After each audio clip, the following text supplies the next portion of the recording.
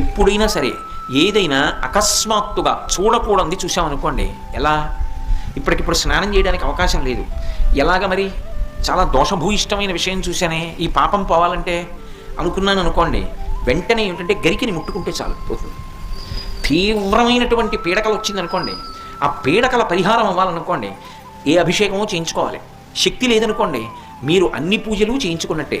స్నానం చేసి ఒకసారి గరికని ముట్టుకుంటే చాలు, స్నానం చేయకపోయినా చెప్పులు ఇప్పి గరికను ఒకసారి ముట్టుకుంటే చాలు.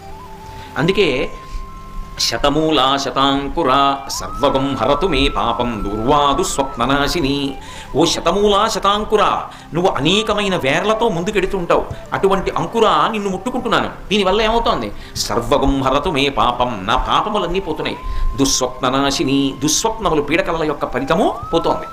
అటువంటి గరిక విఘ్నేశ్వరుడి పాదముల మీద వేసి తీసి కళ్ళకద్దుకుని తల మీద పెట్టుకున్నారనుకోండి, విఘ్నములన్నింటినీ కూడా తీసేస్తాడు.